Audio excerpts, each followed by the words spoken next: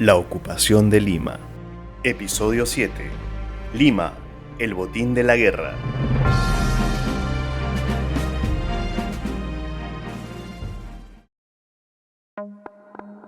Luego de las negociaciones del alcalde de Lima, don Rufino Torrico, junto a las delegaciones diplomáticas extranjeras, se pactó un ingreso pacífico del ejército chileno a la ciudad, un momento glorioso para quienes vencieron bajo las órdenes de Baquedano, Lagos y Lynch en San Juan, Chorrillos y Miraflores.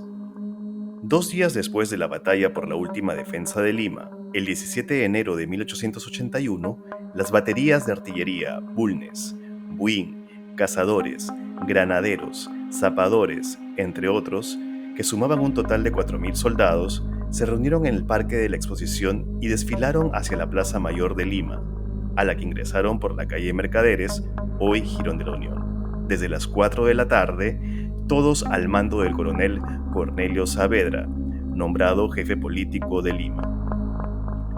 A las puertas de la ciudad se encontraba el alcalde Torrico, quien, junto con la Guardia Urbana, integrada por voluntarios extranjeros y cuya obligación era velar por la seguridad y evitar desmanes durante el ingreso y la ocupación, tuvo el deber de presenciar el espectacular ingreso apretando los puños y con la frente en alto, mientras Lima parecía una ciudad en cuarentena, desolada, silente, como una viuda al final de una fatídica tarde. Lima contaba entonces con aproximadamente 200.000 habitantes, pero para el 17 de enero sus calles estaban vacías, las casas con sus puertas y ventanas cerradas, los negocios o propiedades de extranjeros lucían las banderas de sus países, como señal de protección ante el invasor. Algunos ciudadanos extranjeros presenciaban el ingreso desde las veredas, mientras que lo que quedaba de las familias limeñas lo hacía tras las celosías o cortinas de sus ventanas. El ciudadano italiano Tomás Caviano diría que el ejército chileno entraba con todo el respetuoso recogimiento con el cual se entra en un campo santo. Y en efecto, la espléndida y risueña reina del Pacífico presentaba en aquellos momentos toda la triste majestad de un cementerio. Todo era silencio, todo respiraba tristeza y desolación. A su vez, soy la Aurora Cáceres, hija de Andrés Avelino Cáceres, por cuya condición tuvo que vivir la ocupación oculta con su madre y sus hermanas, siendo niña, escribiría: el ejército invasor penetró a la hora indicada en la ciudad de Lima, que aunque vencida, jamás se humilla. El día lunes 17, a las 4:30 de la tarde, se encontraban en la Plaza de la Exposición, llegando a la Plaza de Armas a las 6 de la tarde, de donde desfilaron al cuartel de Santa Catalina. Por su parte, el soldado José Miguel Varela cuenta en sus memorias cómo se sintió el ingreso a Lima por la soldadesca sobreviviente y vencedora. Era tanta la emoción que sentía que todos los detalles quedaron profundamente grabados. Pasadas las 5 de la tarde, la columna comenzó a entrar por las calles de Lima. La música de las bandas sonaba mucho más fuerte y marcial en encajonarse en las calles, bordeadas por muchas construcciones de 2 y 3 pisos. Llegamos a una gran plaza, que después supe que se llamaba de la Merced. Allí, los cuerpos se detuvieron, avanzando solamente la compañía de cazadores, el general Saavedra, su estado mayor y ayudantes. Luego de unos minutos, y a los sones del himno de Yungay, nos pusimos en marcha hacia el Palacio de los Virreyes. En forma disimulada, miraba hacia las ventanas de las impresionantes mansiones y comercios, que en su mayoría estaban cerradas, salvo algunas en que había izadas banderas italianas, inglesas, francesas y de otros países, en cuyos balcones había grupos familiares completos que aplaudían nuestro marcial paso. En el resto de las señoriles casas se notaba, detrás de los cristales, leves movimientos de cortinas, lo que demostraba que nos estaban observando. Varela cuenta que una vez en la plaza se entonó el himno nacional de Chile, mientras se izaba el pabellón chileno en la casa de Pizarro, un momento que lo hizo emocionarse hasta las lágrimas, las mismas que contrastaban con aquellas familias que aún lloraban a sus muertos, a puertas cerradas, y otras refugiadas en los conventos.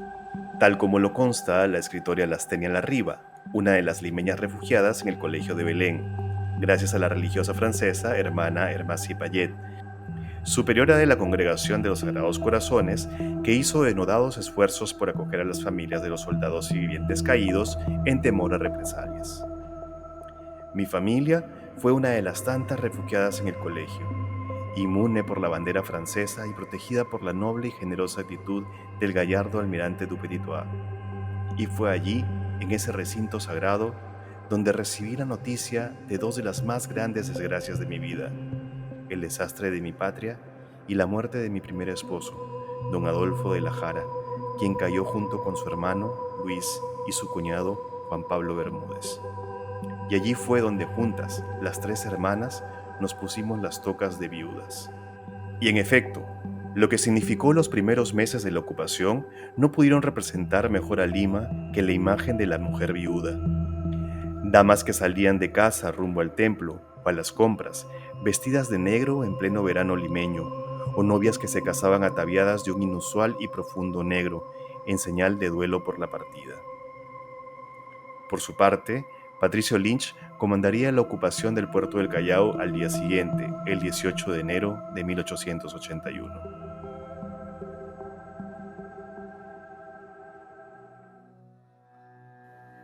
La única intención de la ocupación de Lima era clara: obligar al Perú a la rendición y entrega de las ciudades de Tacna, Arica y Tarapacá.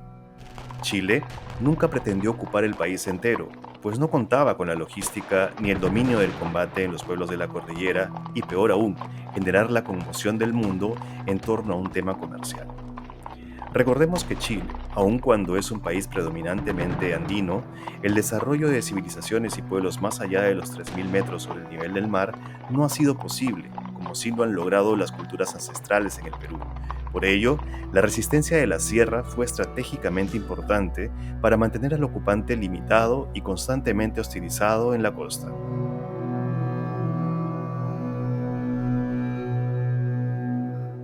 Un mes después de la toma de Lima, asume como encargado del mando el doctor Francisco García Calderón, quien convoca una junta de notables el 22 de febrero de 1881, ante la negativa del ocupante a tratar con Pierola, refugiado en algún lugar de la Sierra Norte.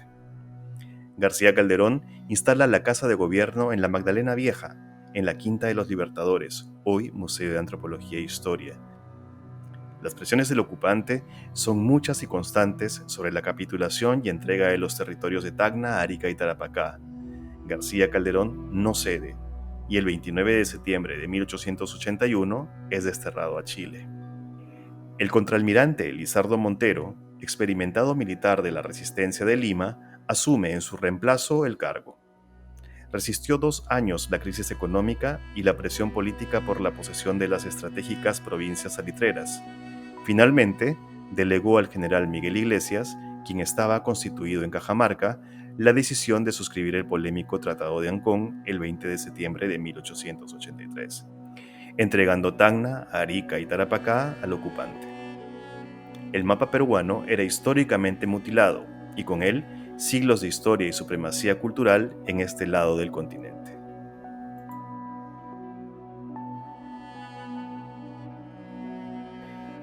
Luego de Chorrillos, Barranco y Miraflores, el temor de la población limeña era inevitablemente el incendio y el saqueo de la ciudad, considerada la más rica del otrora virreinato más representativo de América del Sur, el Virreinato del Perú. Sin embargo, la situación social durante la ocupación de Lima era realmente deplorable, con las condiciones económicas en déficit por la guerra, la desigualdad social, la lucha de clases e incluso la fuga de los presidiarios durante la ocupación. Durante los primeros días, sin gobierno, sin autoridades ni institucionalidad, se produjeron saqueos y escaramuzas que hicieron de Lima y el Callao un botín. La Guardia Urbana, constituida por aproximadamente 5.000 ciudadanos extranjeros afincados en Lima, fue determinante en el resguardo de la ciudad, especialmente en los desmanes de la noche del 15 de enero, luego de la derrota en Miraflores, en que hordas de delincuentes, desadaptados, inmigrantes pobres y vándalos de la ciudad atacaron los almacenes de abarrotes de propietarios chinos en Lima e italianos en el Callao, ya que, aun cuando el Perú y su capital pasaban por un triste momento, se le sumó el horror de los propios ciudadanos locales, A diferencia de Chorrillos y Miraflores, Lima fue atacada por su propio lumpen. Se produjeron asaltos e incendios a los negocios del RIMAC, de la calle Capón, Polvos Azules, así como asesinatos que regó cadáveres cerca del Palacio de Gobierno.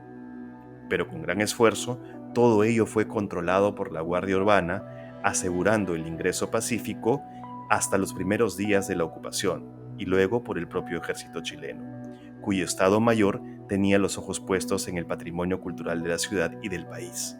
El gran saqueo estaba por venir.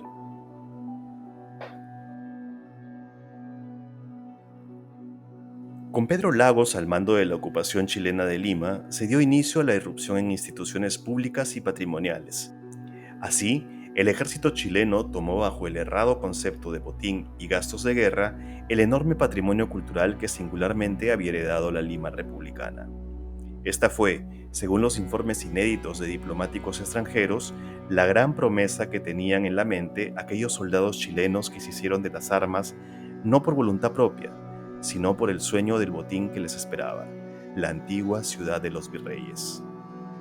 Según el escritor y por entonces subdirector de la Biblioteca Pública don Ricardo Palma, en sus cartas a Pierola decía: «Desde el 24 de febrero ha principiado en alta escala el saqueo de las oficinas y establecimientos públicos. Hasta esa fecha, solo nos habían despojado de las maquinarias de moneda, pólvora, maestranza y factorías. Hace 10 días que el saqueo se ha hecho extensivo a los museos Raimondi y anatómico de la Escuela de Medicina, instrumentos de la Escuela de Minas, biblioteca de la Universidad y biblioteca pública, sin que esos caballeros que dizque van a hacer gobierno hayan dado el menor paso para contener tamaño vandalaje. Los muebles de las oficinas de Palacio desaparecen y los archivos de Relaciones Exteriores y Hacienda se encajonan para ser transportados a Chile. Fueron alrededor de 55.000 libros que fueron saqueados de la Biblioteca Nacional, entre incunables, manuscritos y colecciones. De estos, solo 10.000 llegaron a Valparaíso.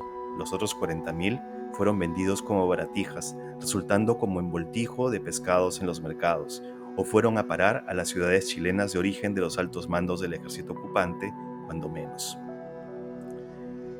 Los saqueos fueron ocurriendo desde un año anterior a la ocupación de Lima, en cruzadas como las de Lynch en la costa norte y en el sur. Sin embargo, en Lima, el botín era mayor.